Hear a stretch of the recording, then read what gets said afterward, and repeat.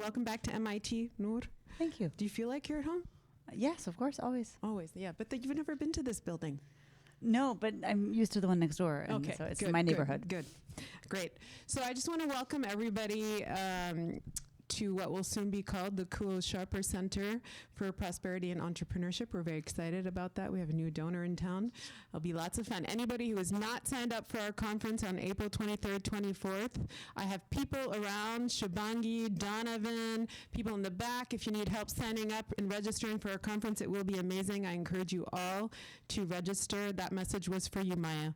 So I want to, again, welcome Noor. I'm not going to read your long bio again like I did with the podcast because I don't think... You don't want to embarrass me again? Thank you. That's very sweet. Well, it's just really long, you know?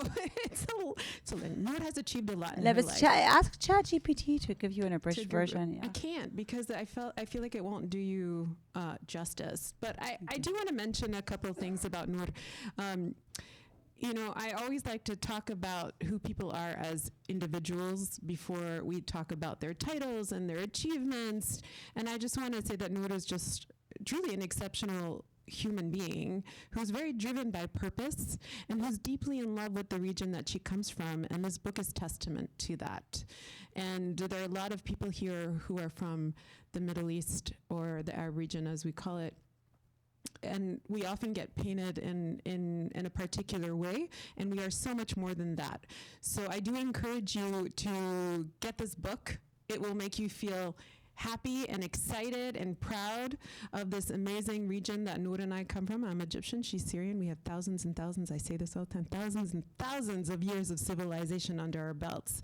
But a couple things about Noor on the professional side. You know, she's the first female-led IPO in the region. I feel like I need a round of applause. Yes, thank you. She's also the first woman to start a fund of the size of Global Ventures. I feel like I need another round of applause. You can stop now. I want to embarrass you. I'm blushing. Yeah. And then she, you know, in all her free time, she published this book called Coming of Age, and that's the reason why we're here, how technology and entrepreneurship are changing the face of the MENA region. So Noor, I want to start with the first question, which is, tell us about the MENA region. Tell us about why you love it so much, and tell us what you want people to know, because not everyone here is from that region. So I tried to summarize it in 320 pages, but I'll try to do it in a minute. Brave. So you're going to chat GPT. I'm going to chat GPT this to like 1 minute of talk. So, you know, I think on a professional level, I'm always intrigued by what's new and what's happening and what's next, right? I think that the anti-boredom drive that I have is strong in that context. And I think the MENA region provides a lot of that. It's a very young population. It's very dynamic. Everyone's growing up. Everyone's building things, doing things. You go there's positive buzz and hype, and, you know, everything's just moving very quickly. So to me, that's very, very exciting. And taking a look as to how do we invest, how do we tell these stories. My job is to meet awesome founders, identify great companies, and mitigate execution risk. That's my job. So in meeting all these great founders, I'm always inspired and humbled and really want them to tell their stories to the world, except most of them have no time because they're building great companies. So this book was really the culmination of, are there enough stories? There are 35 founder journeys in here, all the way from the founder of Souk, which is now Amazon, the founders of Careem, which is now Uber, and you take it all the way through to AI, energy, and crypto, and what are we building today? And their journeys are the ones that need to be shared rather than anything else. And their journeys are journeys about the region, from the region, largely. Some of them are journeys that, you know, people left war in Syria and Lebanon, how that affected them, what they saw that enabled them much later, decades later, to build. And some of them are stories about just hope and wanting to do something that inspired others and wanting to do something that made a difference, like with Careem and creating the jobs. So you really start to understand the layers of the people underneath these, not just what you can read about in terms of corporate achievements for these young companies. So telling those stories and the drive wasn't really about changing the narrative of the region. I don't think that's possible with a book. But it was You might about, be surprised. but it's about telling a second narrative. And so funny enough, we had the original book launch in January in Davos, and there was someone sitting and says, "Can you send me a copy of the book?" So I say, "Of course, I'm happy to send you a copy." And then I was talking about it with someone who says, "Actually, can you send me 10 copies?" And so I was like, "Why do you want 10 copies?" But sure, always happy to. Right? I've written a book and I have no idea if it's going to be any good. So I'm happy to send anyone 10 copies if they want it. And they said, because everything that's published about the region is relatively negative. The last book I read about the region was Blood and Oil. And the book before that was Keyman. So if there is anything positive to be written, I'm more than happy to read it and then share it with my friends. And so I thought that was very telling, that the onus is on us to share more of these stories. Yes, 100%. And, we were recording a podcast earlier, and you said something, that I hadn't thought about. You said, when you build a firm, you also have to be in the business of storytelling. And I don't think many people walk around telling fund managers and, those who are building venture capital firms that a big part of your job is actually to tell stories, but even more so if you come from emerging markets. And I think it's that combination of being able to relay the story, the importance of the story from emerging markets in a concise manner that people can identify with, that may have never visited or been there or understand the culture. And that's why when you ask me, the first chapter of the book is, what is MENA? Yeah. So it really goes through our culture. Why do we always order too much food at dinner when we go to a restaurant? Why are we consistently late even if we're not late? Right? So it really is this concept of, the fluidity of time. Right? It is this concept. So these cultural things, what does inshallah actually mean? Right? Depends if the mom says it, the dad says it, the investor says it, right? And so that kind of people coming in from outside trying to understand the region and taking their time to do so. But think of this as a little bit of a shortcut, in that here it is from someone who's lived this. And I didn't grow up in the region.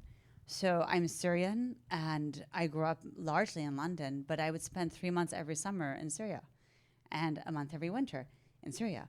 And so even my coming back to the region, we moved there when I was a teenager, and then I moved to Boston, and I moved back. And I've been permanently in Dubai now for 20 years, but it's been home for 30, because my family's been there for 30 years. So my relationship with the region is, as a young person, was very much like, am I Arab? Am I British? Am I American? What am I? And then there was this moment where I was like, I'm all of it.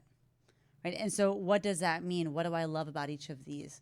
And bringing that into these stories, and that it is amazing.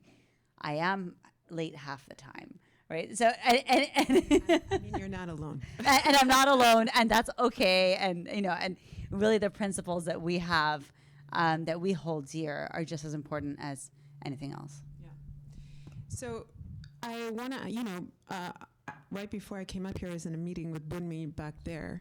And, Bunmi's from Nigeria, and we were talking, and he has his own fund. We were talking about the incredible importance of technology to our part of the world. And I'm so glad that Rana is here because she's like a huge advocate for technology, specifically AI. But why is technology so important to our region in particular, and what can technology do for places like the Middle East and Africa and Southeast Asia and Latin America, all these places that have been called the global south, or developing countries, but are way more than that. And demographics are on our side, growth rates are on our side. Where does technology fit into all this?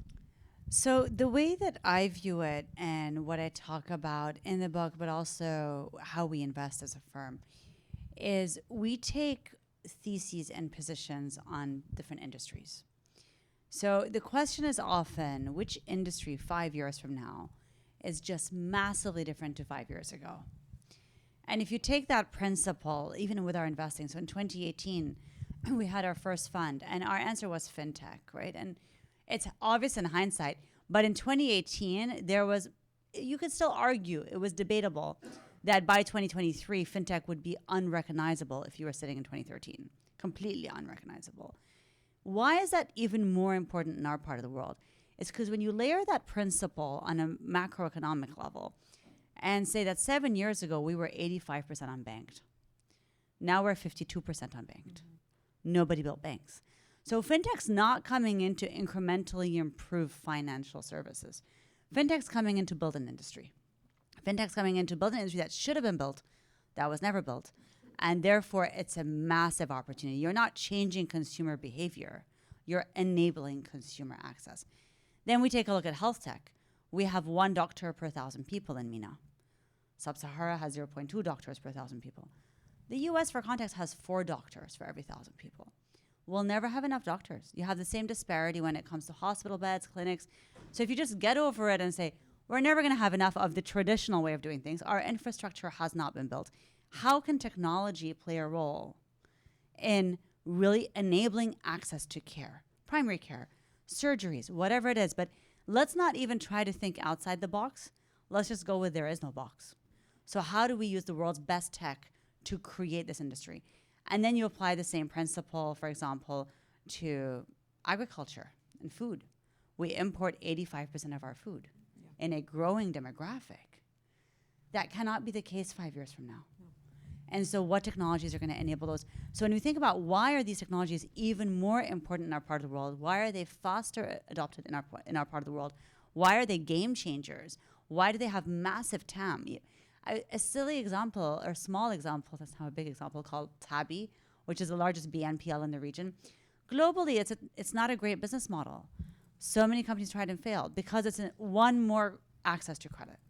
Regionally, it's people's first access to credit.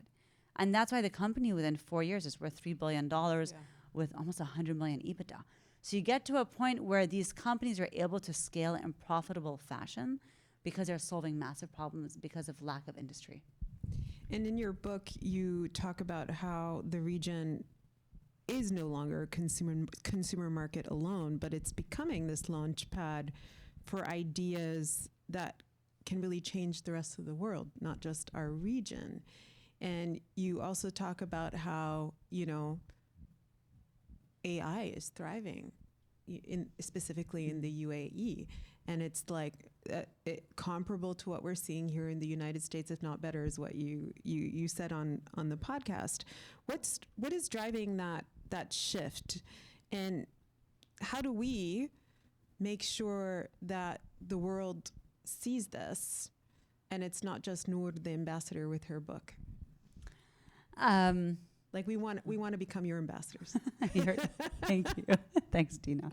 Well, I think the world starts to see this bit by bit, right? So a smaller example is in our own portfolio, we have a cybersecurity company that currently generates more revenues from the US than from the region.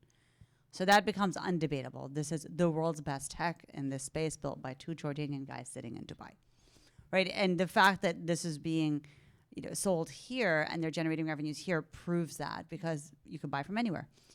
Then you take a look at more innovative solutions with acute needs. So we take a look at, and they're in the book, a company called Immensa, which started with 3D printing. So manufacturing and supply chains are something that have been a big focus for us for the last 3 years, not the last 3 weeks, with these tariffs where they are. But as we think about it, our conviction was that our part of the world, less than 5% of our GDP comes from manufacturing. And governments have been very clear that this needs to grow to 10 or 12 or 20%, depending on which year they're marking and which government. And so if you think about manufacturing, again, the same way we thought about finance or healthcare, we're not going to go build 90s style manufacturing. We're going to build the best in the world today, the world's best tech, which is 3D printing, additive manufacturing. One of the biggest industries suffering today, and a deep industry in our part of the world, is oil and gas. Yeah. So you had some founders come in and say the oil and gas industry has $90 billion of spare parts sitting in warehouses, draining their working capital. Every year they throw away 20 or 30% into a black market, which is terrible. And this is all after they've done what? Manufactured it really far away using raw materials, shipped it with all the supply chain and sustainability issues that come with that, and then they're draining their working capital. This makes no sense. But if you wanted to change this in Europe or the US or in Asia, you would have to change mindsets and convince people that are not forced to take any change risk to change risk. What these guys did was they came in and said, we can 3D print most of these spare parts. the biggest bottleneck in 3D printing globally is access to blueprints. So they went to ADNOC and Aramco and said, we're going to create 3D blueprints for each of these spare parts for a certain amount of dollars for each blueprint. And then we're going to create a digital warehouse. We're going to maintain a digital warehouse for you, charge you a monthly SaaS fee, so you release all that working capital. And anytime you need anything, we can 3D print additive manufacturing, use it for in 24 hours or 48 hours if it's a large piece. And because of the acute need, the lack of industry incumbents lobbying, these guys tried, and it worked. This company now has Total and Shell as clients, has signed a maritime contract because ferries and ships have the same problem in Europe, and has just co-written the global playbook on additive manufacturing for industry that is being used now globally. So when you think, Jordanian founders. So you end up in a world where there is the opportunity, they are writing the playbook, and our job is to tell their stories. Their job is to build these awesome companies so that we can brag about them. But as we think about it, more and more of these will start to happen, that the soft power of these stories starts to also help us change this narrative. So in your book, you talk about the originals. Not everyone's read your book, so I want you to talk about what that means. But you talk about how the originals in our region laid this incredible foundation, and now we're starting to see basically, the fruit of the seeds that they planted really come into bloom. And in your book, it's almost like you are saying that we are entering this new chapter. Tell us a little bit about the importance of the originals and what the region actually looked like when they were starting those companies, like when Karim was starting and when Ronnie was starting. Ronnie's going to be at our conference, everybody from Soot.com, sign up. So when they were starting their companies, the region was, I remember once, Ronnie's a frequent visitor to MIT. He loves coming and talking to students, But he once told a story to my fellows a couple years ago. He said, when I started my company, there were no addresses in the Middle East.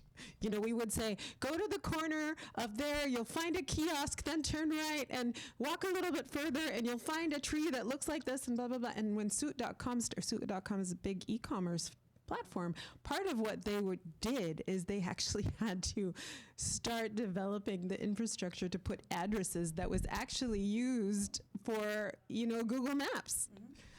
For deliveries. Yeah. And then, so they did that.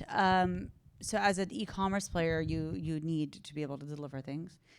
Not having street addresses applies to 6 billion people out of the 8 billion in the world.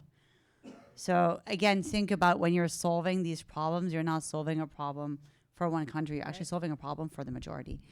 And then they built out this fantastic delivery system and delivery company. And then they realized that people couldn't pay online because there was no way to pay online, even if people had credit cards, but people preferred cash on delivery. And so they built out a whole financial infrastructure. And it was literally, you wanted to go build one thing, but first you had to build the components that enabled that thing to work. That's what it was like 20 years ago. And you couldn't hire anyone because everyone just wanted to be in professional services because the talent wasn't there. And obviously there was no funding. So it was kind of like a Lone Ranger. Yeah. So they built, and I guess they're our version of the PayPal mafia, right? Except each one of them built a different company. Yeah. You also had Modestir and Magnus that left McKinsey to start Karim, which is now Uber. Similarly, could not recruit talent. Similarly, had to build the infrastructure in order to be able to build the company. Karim won over Uber because the drivers could accept cash and because there was a phone number to call people, which is obvious because the driver needs to call you given that you don't have a street address. And if he's lost and you want to talk to him and be like, no, I'm after the McDonald's, not before the McDonald's, then that's, that's something that's necessary. So they won over Uber. Then you had Mona Ataya, who started Mom's World, which was an e-commerce for mother, baby, and child. So a lot of these stories are shared, and they're all shared with that it was so damn hard. And you call them the originals. And I called them the originals because I didn't know what else to call them. No, I mean, So honestly, they are the original founders. right? I'm like, these are the guys that started it first. And from there, you have so much talent that's come out, graduated from those companies in a way, and gone on to start new companies. And that's really helped the ecosystem flourish. So I have one more question, and then I'm going to let all the people in the room ask you some questions I'm sure many people have asked. Well, maybe two more questions. How do you, for you, when you're looking at founders and, you know, so many come across your table every day, when you choose to invest in a founder, and we talked about this in our podcast, what are you looking, like, what is the deciding factor for a founder that Global Ventures will invest in? So we are Series A investors predominantly. We invest in the founder and the company. And it goes without saying that we invest in the market. So we have to have conviction on all three. If it's a market or industry that we believe in, that we've done the work on, that we've published research on, which is mainly on our website, and we publish every quarter different research, then there's that much more inclination to say, this is a rising tide. You know, you just need a good enough boat, if you will. But so we like rising tides. We like markets that are growing, and we like them not just because the market is growing, but also because we do believe in multiple expansion in different industries and private markets, just like it exists in public markets. And that's important to us because making our investors happy enables more capital to flow into the ecosystem. Then we take a look at the founder. Does the founder obviously have the relevant experience? But largely, is the founder mission-driven? How passionate are they about solving this problem, and why? And the reason that is fundamentally important is entrepreneurship is really hard. Mm-hmm. And there are days that, you know, there are more days you want to give up than days you want to keep going. Heads are like nodding. Nodding, yes. There are more days that you wake up in the morning and you're like, why am I doing this again? Than days that you wake up in the morning and you're like, this is awesome. So you really, really need to care about the problem you're solving in order to tip that balance, that you wake up more days thinking, I really want to solve this problem. I really care, and I don't care how hard this is. This is awesome. And so that doesn't happen if you're building to build.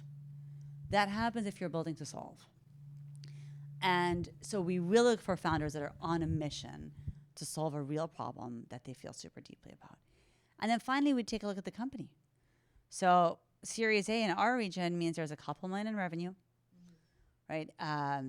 We're not taking a look at product market fit. We're taking a look at real revenue with real clients. We are largely a B2B investor in terms of business models. 80% of what we do is business, not consumer. And that's important to us. And it means we can call the clients and we can get that feedback.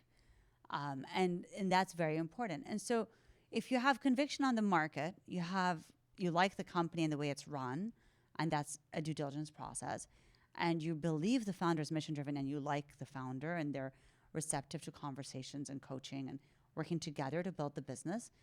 Remember, we're investing, even if it's short, it's 8 years, 9 years, right? So you need to get along with that person for a long period of time and make sure it's a real partnership. Then comes, how can we underwrite the execution risk? What is the execution risk here if the founder wants to scale? Can we underwrite that? And how can we support? And if we cannot support, our capital is worthless. So we have to be able to have conviction that we can come in and we can support either with revenues, with strategy, with growth, with global expansion, with recruiting, where there are 7 layers we like to support our founders with. And we come in from the beginning and say, where can we support? Because that unlocks value. And our job is to create value. Which brings me to my last question, and then I'll open it up. I promise this will be my last question. At the very kind of core of the ethos of your firm, but also I want to say at the very core of every part of your professional journey, whether it be the reasons behind why you decided to IPO your family business or the reasons behind starting this incredible chain of yoga studios, there's an element of what value am I creating? What difference am I making? And when it comes to Global Ventures, I feel like at the very heart of it is what is the value we are bringing to the market, and what industries are we transforming, or what industries are we creating? And I think, as you say, this, our region, not just MENA but also Africa, we're entering into this new chapter, and we're going to see more venture capital funds come into the market. And you and I were discussing earlier the incredible importance of capital allocation, how it's allocated, how we hold that capital accountable, and so forth and so on. How do we protect that kind of ethos as more capital flows into not just our region, but throughout growth markets at large? And how do we keep purpose at the very center of innovation and why we're investing in it? So I would argue that that is not our call, that is the founder's call. And I would say that because we've been in positions where we've valued a company and offered a round that we think is fair. And founders have turned around and just taken a different term sheet that gives them more capital, a higher valuation. And that has been very unhelpful to them. And now in hindsight, they have that recognition. And sometimes it is helpful. And then we've been in positions where we have offered a term sheet at a much lower valuation than another VC firm.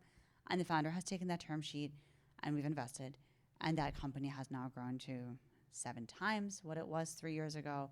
And it's EBITDA positive and it's flourishing. And right. And you ask that founder why they would do that, why they would take a 60 million term sheet instead of a 100 million term sheet. And they said, because we talked to 5 of your portfolio companies, 5 of their portfolio companies, and you guys really add value and we want to work with you. So that's the founder's choice. So to the extent that founders are valuation driven, we can't help them. That's their call. To the extent that founders are value driven and mission aligned, then that capital will end up in the right place. And what would be your advice on how you keep that ethos going within our, new generation of entrepreneurs coming into the market? Because when you talk about the originals, those originals, and I know all of them, these people are hardcore, not just hardcore entrepreneurs. We will fight and get through every hurdle we cross, but they are deeply mission driven. How do we keep that going?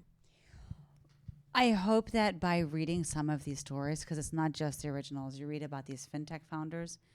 These fintechs were founded with people that wanted to change the region, that wanted to improve lives. You talk to the Healthtech founders, those were founded with passion and purpose. And I think the next generation I think there's a struggle between the valuation part, because it takes 10 years to create an overnight success, but all they read about is the overnight success.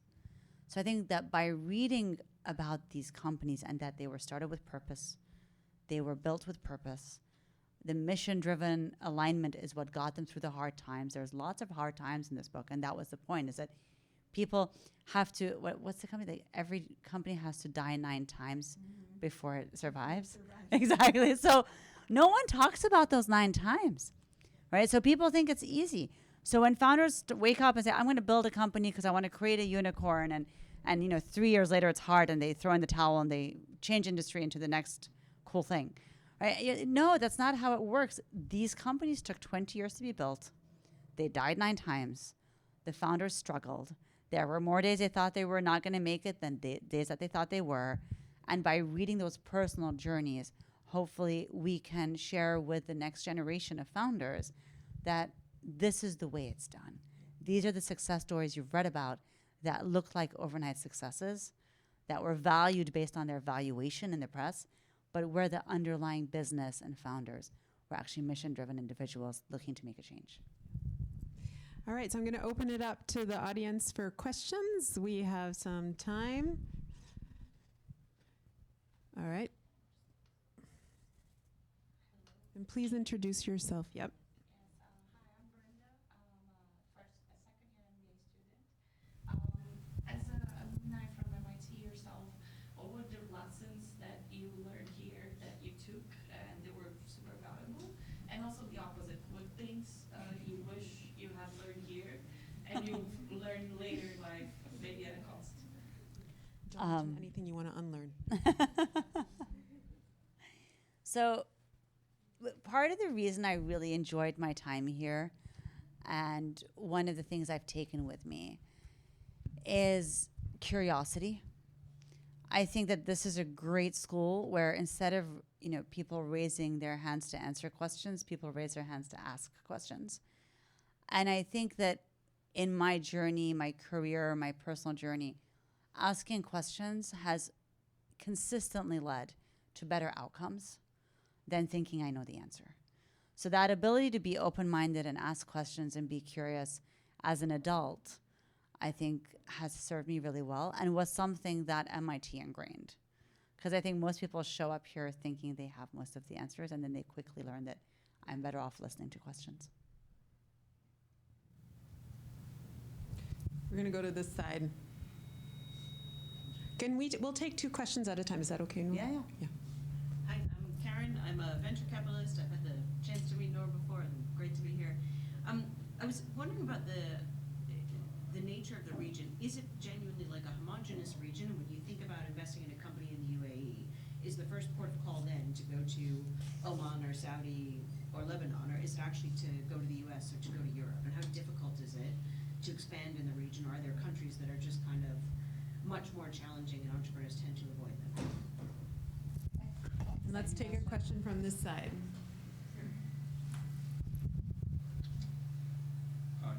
No. John, second year MBA at 22. I have a question on the mark on how do you think about exits in MENA when you're looking at founders given the capital markets? Thank you. 2 great questions. I'll answer Karen's question first. So the region is homogenous. Well, the region is the opposite of Europe, right? So Europe has many languages, but no borders. We have many borders, but one language.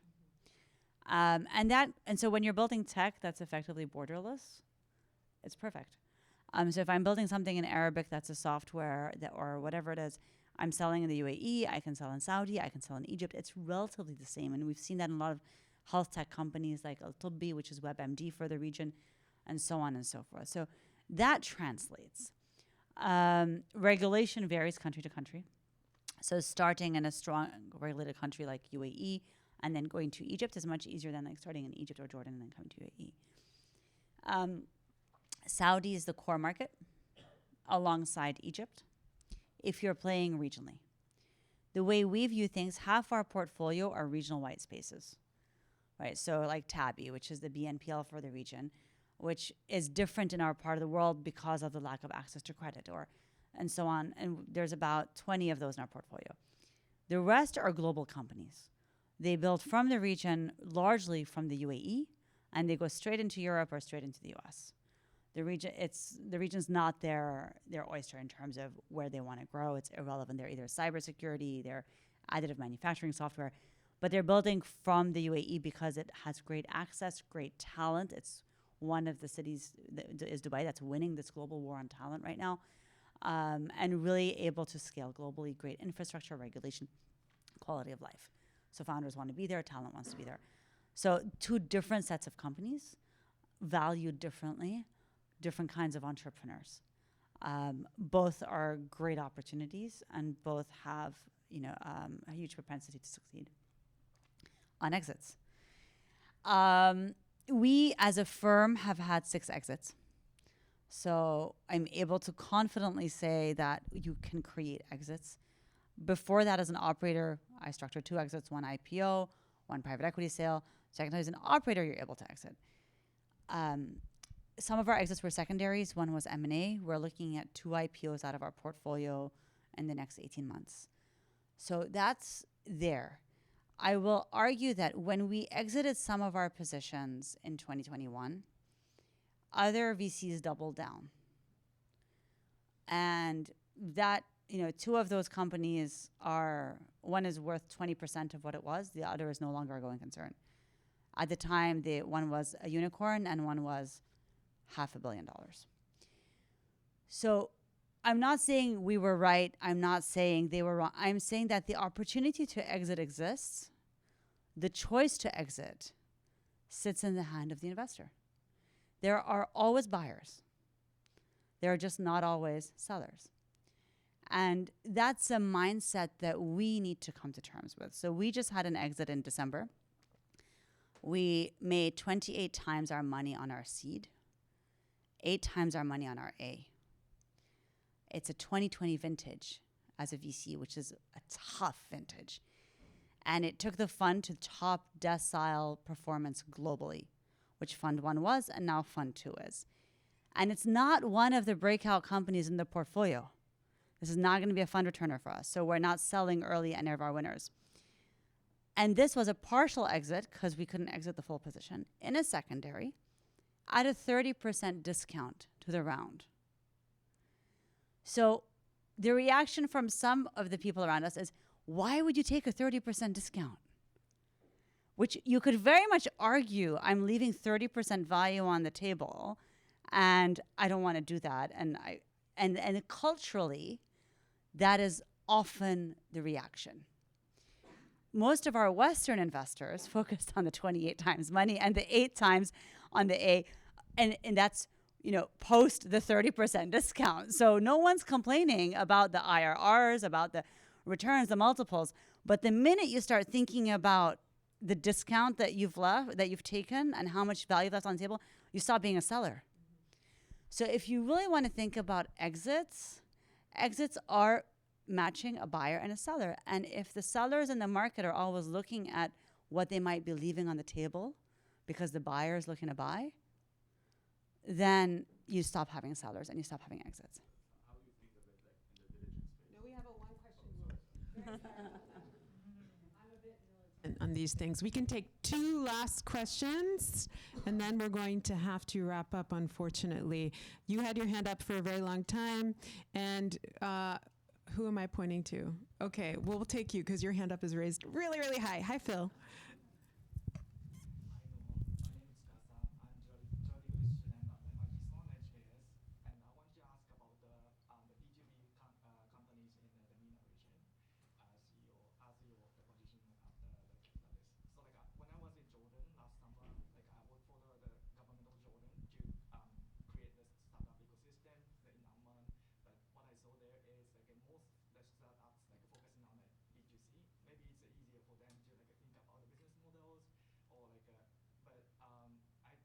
medical clinics in Nigeria and Kenya.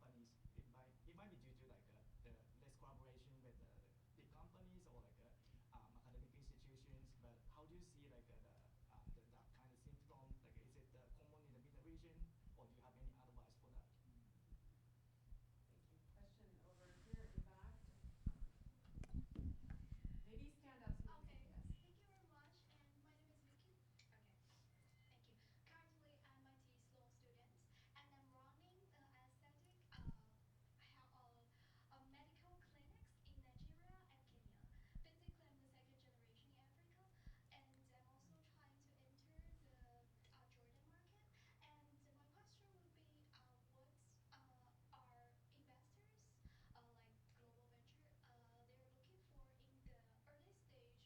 say beauty industry?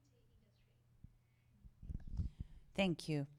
So I'll answer your question with statistics. We've made 68 investments, of which 4 are B2C. So we invest in 3% of the companies we see.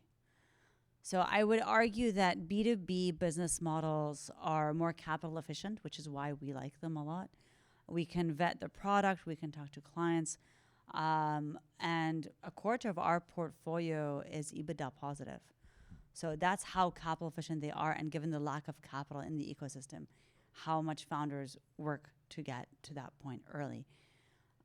They're hard to find if you're not in there, and I think there's an increasing number of them coming through.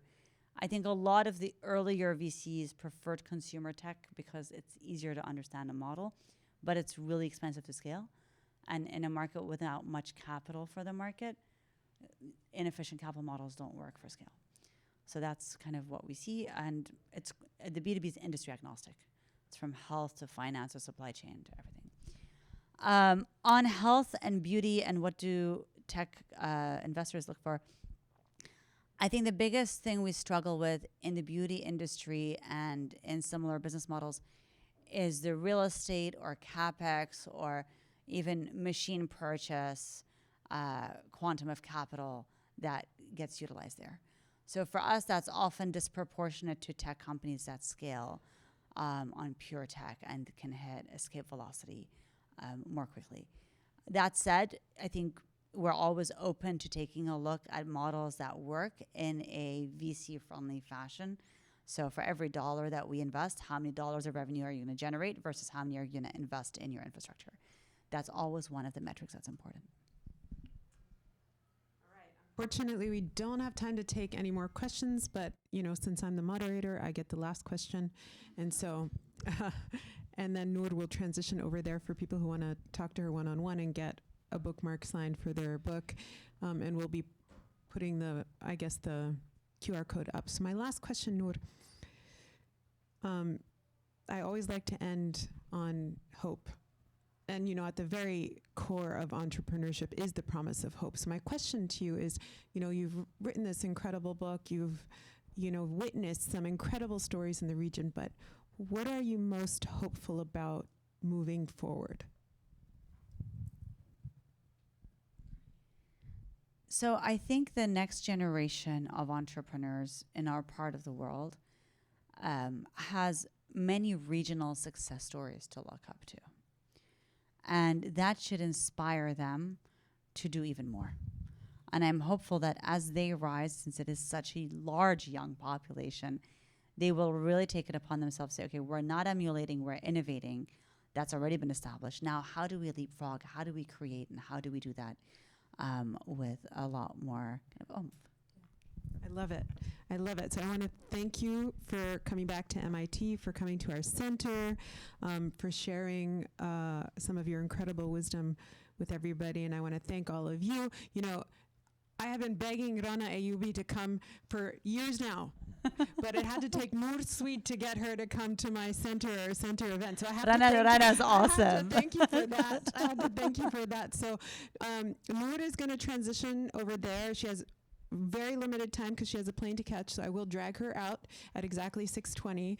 And the QR code is there, so whoever gets it will get the first 50 books. We'll get it sent to you.